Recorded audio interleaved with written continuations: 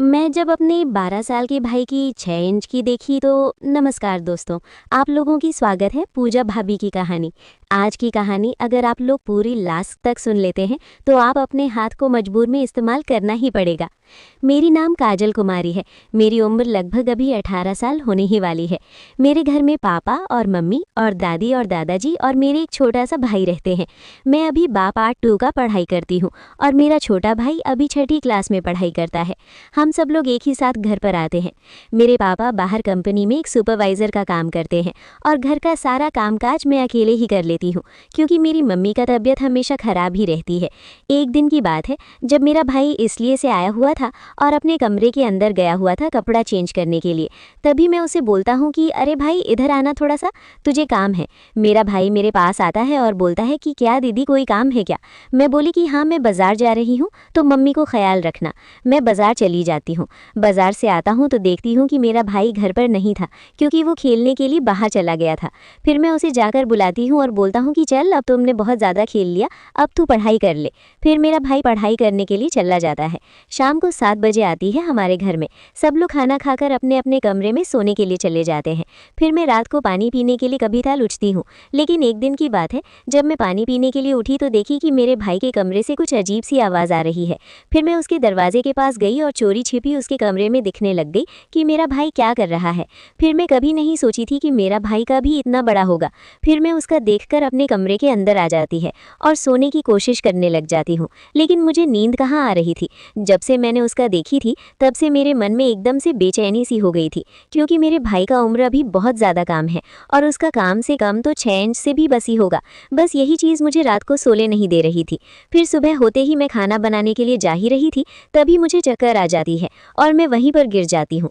तभी मेरा भाई दौड़कर आता है और मुझे उठाने लग जाता है। उठाकर मेरे कमरे के अंदर निकल चला जाता है और मेरे चेहरे पर पानी करने लग जाता है।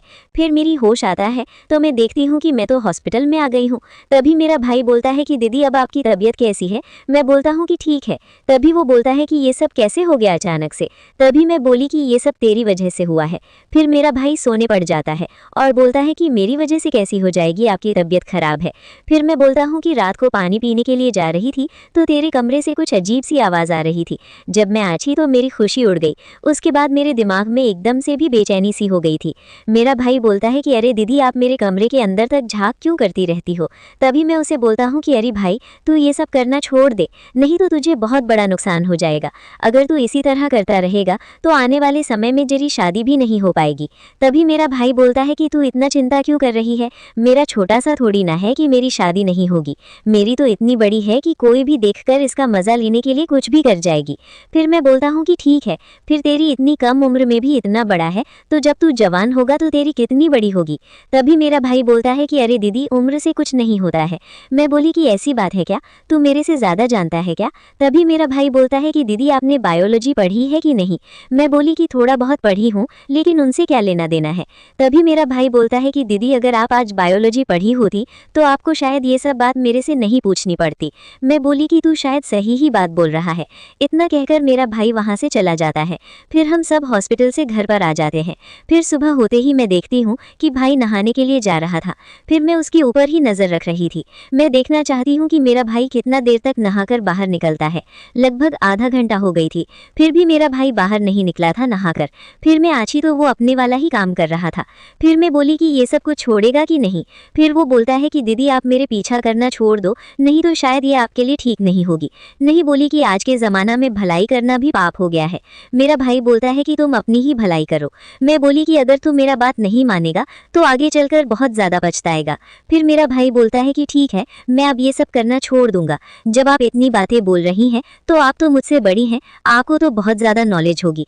उसी दिन से मेरा भाई गलत काम करना छोड़ देता है और धीरे धीरे वो अपनी सारी आदतें भी छोड़ने लग जाता है। जहाँ तक कि रात को कमरे से बाहर एक भी बार नहीं निकलता था।